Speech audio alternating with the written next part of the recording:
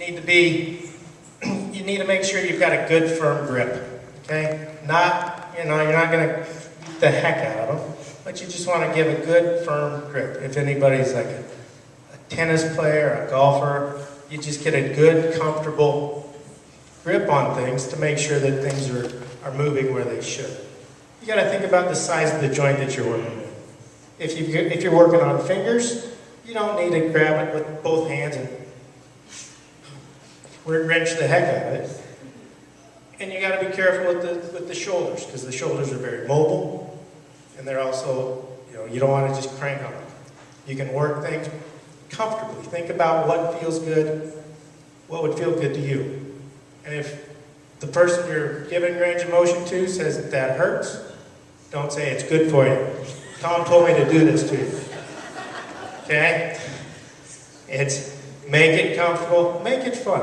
Okay? This is time to spend together. Alright? And so we're just going to make sure you're good and comfortable with things. I'll just kind of show you what we're after. Okay? So make sure you got a good, comfortable grip. So you can grab around the joint. Okay? If we're doing the elbow bends. Okay? It also rotates. Okay? So you get a good, comfortable, firm grip. And if you need to rest it on your body, you can rest it on your body. Okay? And let your, if you're getting the movement done to you, tell them how it feels. Okay? I don't need to be gripping here. It's going to get you moving. Okay? It's good and firm. Nice, solid grip. Get a good, comfortable grip. Make sure you're not getting in the way of the movement. And just nice and easy. If it feels tight right there, don't keep cranking through there. Just make it good and comfortable. Wrist, nice and easy. Okay? And that's getting those tissues moving, getting the joints moving, getting everything just nice, easy. Kind of think about how your joints move. Okay? You can take and grab the fingers, nice and easy. Kind of pull them up. Okay? Good support down below and above. Okay? Just kind of get in and just kind of move the finger bones. And you can just kind of massage things. Just kind of give a little bit of a milk in the cow type of thing. You're getting the good work over there. Okay? Yeah, enjoy it, see how it feels. And have somebody do it to you. You can get, I don't want you be cranking on their necks. Not such a good idea. But you can get in, kind of just, and I think there's a massage therapist coming up too. So, I'll let you answer that one too. Same thing, so with the legs, so make sure they're good and stable. And just work nice and easy. And as the recipient, try to work the muscle as much as you can. So help out. Bring it up, and then take it back as far as you can. And you're better off if you can do it on a bed. Make sure, if you're doing it, that you're comfortable. Okay? You don't want to be leaning over trying to do this for 10 minutes. You're going to wear yourself out. Okay? So you need to be comfortable as well. If you're in a bad position, you're going to grab harder. You're going to make things worse. Okay? Not worse, it just doesn't feel as good. So get in a good, comfortable position. Think about switching stuff. Okay? Adjust yourself as you're doing it. Walk around the other side of the bed to get to the other side. Okay? Don't just try to come over here. This is good. We're good. So keep it good, comfortable. Keep it fun. Okay? Yes, ma'am. Is this mostly about moving joints or stretching as well, or both? This is more, we're looking more to keep the mobility happening. Okay? Stretching is very important. If you're looking for stretching, you want to make sure you keep a good, comfortable stretch. Okay? If you stretch, we all stretch our hamstrings. You don't need that stretch where you feel a stretch and you keep going, it's like, oh, that's got to be good because it hurts. You keep it comfortable, okay? Feel where it stretches, okay? And so if you're stretching somebody's legs out, okay, to get those muscles stretched because they're kind of in one position. If you get them moving a little bit first, get those tissues warmed up, it's easier to stretch a warm muscle than a cold muscle per se. So after you bathe them, things are all warm, give a good little stretch there. If you've got contractures, you can take it easily, gently stretch that wherever the contracture is. Comfortable. You want to hold about 30 seconds. So just make sure you're both in good, comfortable positions. Okay? Because you don't want to have a bad back from trying to help things out. Is there any questions about anything else?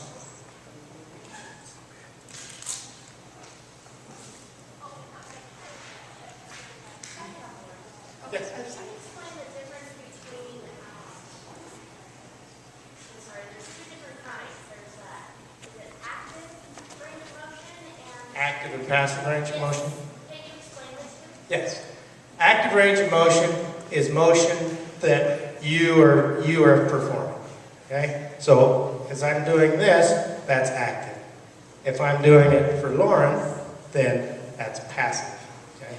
And it's active assisted range of motion is where Lauren's helping, but I'm giving her that little extra help. And so, if you've got any sort of muscle firing, you're better off to keep those things firing. Okay? If you think about if any of you have done any like weightlifting, bench pressing, you're on the bench and you're pushing, and the spotter doesn't take and grab the whole bar and just lift it up for you. They kind of take it, make you work it, and that's what we're after here. But I don't want you working it so hard that you're struggling. It's a nice, comfortable, controlled movement. It's like when you're eating soup. You don't go, oh. It's nice and controlled, okay? Same thing here. So make sure it's good and comfortable. Any gentle movement should be that way. And then I heard out of here, I heard you say the word contracture. Uh-huh. Could you explain what a contracture is? A contracture is where the muscle is tightened up. It's like a spasm, okay? And so the muscle doesn't work the way it needs to. So the muscle is tight, it's stuck there, it's not allowing things to open or close. So we want to work on keeping whatever range of motion we've got in our joints and keeping the muscles working as comfortably and gently as possible. Okay? Does that make sense? Did everyone get a chance to actually do this, or do you need a volunteer to come around? All the people who had to ask me can come around and show you range of motion. So really do try to do this while Tom is here and you have his ability to answer questions. This is really going to be good to avoid all of those things that we talked about, discomfort, injury. If you fall, the more mobile you are, what happens when you fall? The least likely you are to get hurt. So please make sure that you practice a little bit as we're going, and if you need someone to come and do it with you, if you don't have a partner, raise your hand and anyone can come out and do that. It's really important that you use this time while you have someone here. If something doesn't feel right, that you can ask those questions. Did you have another one? Just one more. Alan here is wondering, when you do have a contracture, or you are in the middle of a spasm, is there anything that you can do to either alleviate or relieve that? What you don't want to do, you don't want to, if you start getting like a little quiver in your foot type of thing, you don't want to just force that down, okay? If you're starting to get a spasm, try to relax as much as you can. Sometimes if you over-contract it, it might help it to relax a little bit too. It's something you have to write out, unfortunately. And if you can actually grab a hold of the muscle, if it's a bicep or something, grab a hold of it and see if you can kind of massage that out of there. That might help alleviate some of that pain, some of that irritation. But being comfortable, don't take and try to force it out. Take it and try to calm it down. Any other questions?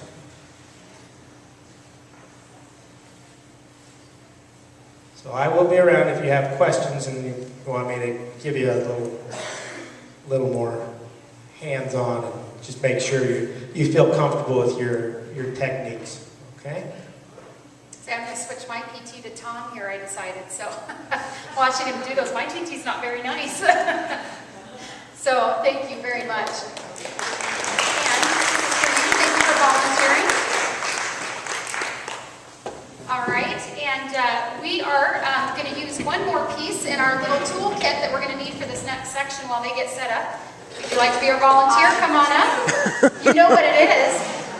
You have this little bottle of lotion in your toolkit. Why don't you pull that out right now? Good to get a little lotion and good to practice the range of motion that Tom just showed. And Tom's just going to be floating around back there, so have him come to your table. This really is about being interactive.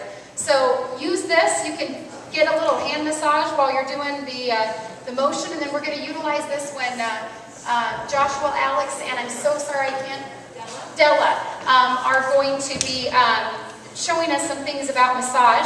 We're going to a couple things, and I'm going to turn it over to them. I think that this is one of the things that we talk about too, is that it's really important to do this. A lot of people have thought about massage as kind of one of those little specialty things that we get when we're special or on our birthday. It really is something that's good for overall health. It's part of a wellness package now. So whether you are the one providing care and you need to relax and you need to make sure that your muscles are moving properly, or you are an ALS patient who really, you have a lot of limited range of motion. I don't know if anyone saw back there, but I sat down and Cheryl was rubbing my back. I'm all tense and tight because I haven't done things, and so it's compromising the rest of my body and how I'm moving. It really does make a difference. And when we talk about participating in falls after lunch, we're actually going to show you with someone who has ALS how to fall safely. If you don't have good range of motion, if you don't have flexible muscles, you are going to get hurt. You can fall somewhat safely and minimize what happens when you hit the ground like that. And by having those flexible muscles and joints, it's going to make a whole lot of difference. So again, utilize Tom back there and make him work for you. It's a time to get a free hand massage from him, or a wrist or shoulder or whatever you want. So I'm going to turn it over to Joshua, and he'll give you a lot of information about where he's from. And you got a volunteer here ready to go for you?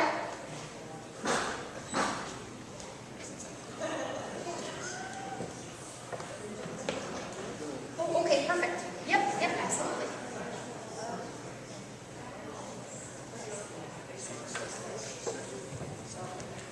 Hello, my name is Joshua Castro. We're with Massage Therapy Institute of Colorado. I'm a 2008 graduate of the program. Alex is one of the directors. Della's a recent graduate of the program as well. We did some research to see as far as what types of massage were indicated for people with ALS. Some of the things that we put up here that we think are important is that both the patient and the caregiver, it's important that you both get care for yourself throughout time, however you find that. We actually brought coupons for everyone, if anyone would like to attend the graduate program or the student massage that we have at our school. It's a discounted pricing there, so it makes it a little more functional to fit into your budget that way. The things we chose and things we felt were best that indicated for ALS is deal with things like paralysis, atrophy, deadening of nerve sensation, kind of stimulate those things. So the two that are in Swedish massage and classic massage are effleurage, which is a gliding stroke from the furthest end of the appendage, so from the foot towards the heart, so you'd be coming up the leg, pushing the fluid towards the heart. The nerve stroke is a return stroke, which is a lighter stroke along the exterior of the skin. So this creates new nerve stimulation, so you're getting increased blood flow, as well as new nerve stimulation, just from this one light touch. So the light touch is on the return. You want a little bit of force, but not too much, since we want to concern about pressure on the patient. The other one is petrissage, which is a kneading motion. Again, you want to use only about light to medium kneading. You don't want to go too deep, since people's level of understanding of where their bodies in space can be affected. Thank you. And so Della's going to be demonstrating these. So this is a kneading technique across the muscle tissue. Again, this is just creating new movement and new blood flow into the area. With these, we're going to incorporate joint range of motion massage as well.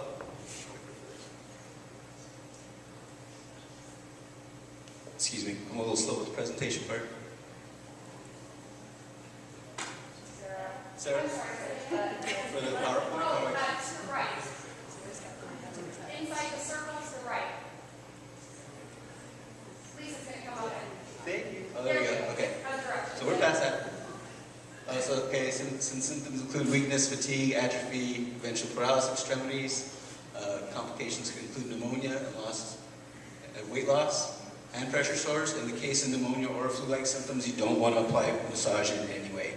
Once someone's experiencing this, you could force the issues deeper into the tissue and into the lymphatic system and make it more difficult for recovery. Outside of that, all the things we've chosen are indicated for massage here. So effleurage, which we talked about, petrissage, the knee motion. And then the joint range of motion, which we're going to talk about a little bit next, is this is completely passive. So for the most part, you want the patient to be completely still. You don't want them interacting in any way, because the minimal amount they interact is the higher amount of synovial fluid can be produced by the other person making the motions on the limbs. So they'll let you show a little bit of joint range of motion on the arm. So for joint range of motion, the way we work is we start with the arm out of parallel with a 45-degree on the forearm from the shoulder, and then creating motions that move the wrist, the elbow, and the shoulder through the fingers. Are you able to do it on this side of the audience so we can see? Yes, we can have her switch sides as well. I wanted her on this side a little more so you could see more of the body being moved. But we'll do both sides for you also. So you do ranges of motion here, and as you do so, the arm will fall to its lowest point and will raise to its highest point on its own by being passive. So you'll see where their blocks are and what their current range of motion is, and utilize that to start creating new synovial fluid in the joints. After that, you're going to want to go across the body. You can go from lower sternum, across the high sternum, and then across the face as you're working the motion. You don't want to push them in any way too far. Again, it'll fall into its natural range. If you reach across the body, it's only going to reach so far before you start pulling back at the wrist and functioning back to the side. This allows everything to open up to its fullest without pushing them in any way, using any excess pressure. Can you see? Yes, thank you. The side is breathing at the time being very relaxed and allowing me to assist her. So I'm just going to display a little bit on the leg. What we're going to do is start with the leg from the starting point, bring it up to the center line, let it drop off to the side, and then fall down as you're supporting along the way. And then reversing. You want to do about 3 sets each way. You want to allow it to go up and out and then drop down. Bring it through 3 sets and then return the other way. Try and break up the pattern on the second and third set so that there's not a muscle memory starting and they're not trying to control with you. This helps keep them passive so they're not interacting as much and allowing you to do the work for them.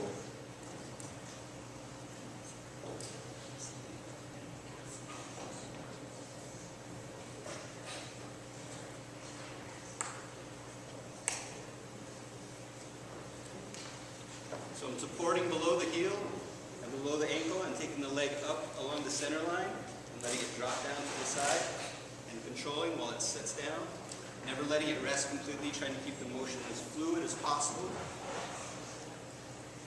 And then changing directions in the other direction. Taking it to the top, bringing it across the body almost as far as it goes comfortably, letting it drop back down and then turning the range once again. Always keep your knees bent. Let your butt set out just a little bit further and try and keep your shoulders down as well. Bringing your shoulders up makes it more difficult for the person doing the work. Keeping your shoulders down allows you to stay comfortable while you're helping the patient move as well.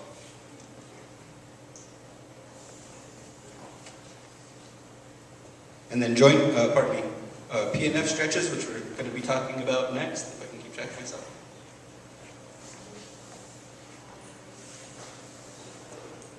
You have proprioceptors located all over your body and they help you map in space.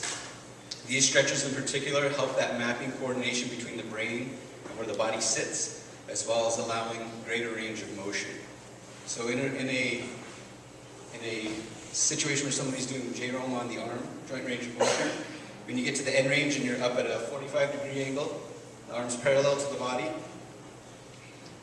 you can resist against. In these kind of stretches, you're only going to want to use about 20% of the patient's strength. So she's going to hold her whole arm against the patient's arm and have her resist with about 20% of her strength for about 3 to 5 seconds. You ask the patient to relax and not resist anymore, but you don't let go of the stretch, you hold it right where it's stretched to. Once they've relaxed completely, you take it just a little bit further and it'll find its own end state where it'll stop again. And then continue with the stretch with about 20% of the pressure for 5 to 7 seconds. And then have them relax again. And then you'll go once more to the third. If it doesn't move anymore throughout these, it's okay, as long as you don't allow it to return back from where the stretch originally started. So they might not find more range in it, but you don't want them to lose any. So you want to make sure that you're keeping that steady pressure and not allowing them to return from the stretch until you're done with all 3 sets. You can do in the reverse as well, to where the arm's in the opposite direction, where it's down by the side of the body, and then resist upward against the pressure. Again, you're supporting their entire forearm and their hand, so that the entire lever is being affected at the whole time, so that it's steady pressure against the entire limb and all the joints inside are getting the stretch that you're looking to affect. And again, you hold the stretch for about 5 to 7 seconds, release, hold there, don't allow them to move it up just a little bit, hold there, resist again, slowly relax, bring it up just a little bit more, and resist one more time, slowly relax. And you can do these on both sides of the arms. The ones for the legs, the most functional from the top was you bring it up, you bring the leg up towards the shoulder, so the knee towards the shoulder, and then you'll resist with the hand into the hand of the person doing the work. So she'll push her heel into Della's hand after they get to the top of the range. Go and resist about 3 to 5% of your pressure. Slowly release. Della's going to bring it up just a little further until it stops on its own again into the stretch. Resist again for about 3 to 5 seconds. Slowly relax. And then take it up again. These are mental blocks and physical blocks that happen due to where the body believes it can move in space. By doing this, you're giving the body more space to move in and more range of motion to work with throughout time.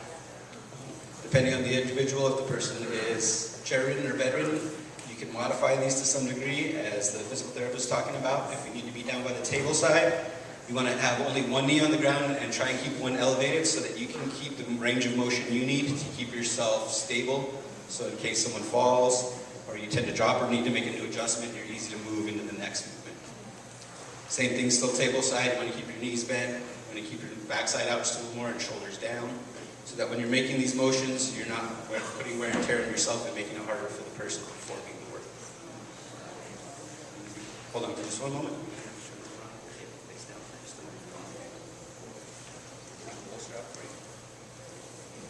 If you have anyone bolstered and you're getting ready to turn them over, you want to make sure you take out any bolsters if they have one behind their low back or behind their knees or under their ankles. Make sure you remove those first before you start the turnover process.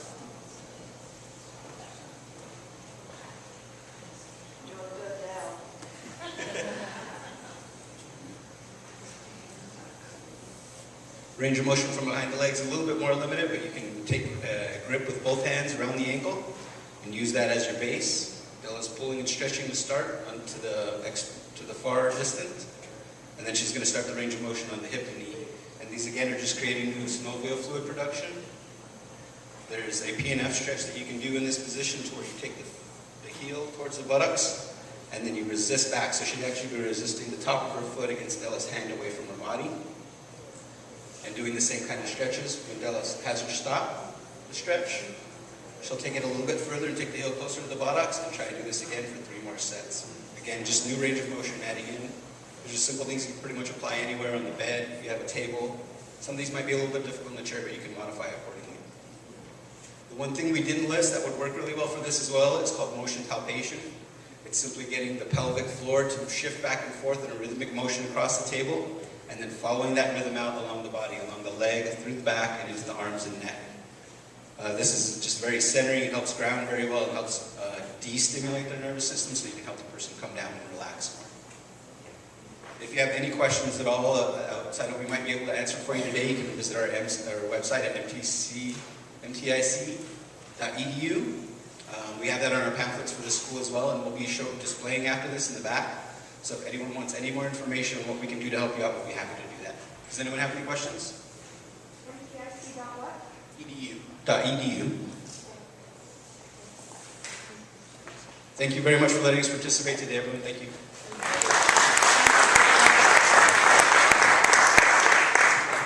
volunteer is not going to want to get up. You know, it's the one time I was hoping because I was standing here they'd pick me, but that's all right. We are actually, I'm going to make sure we're not forgetting anything here, and we are actually going to take a break. We've caught up. We're 5 minutes early, believe it or not, so we've raced through a lot this morning. We're going to take a break for lunch. You've got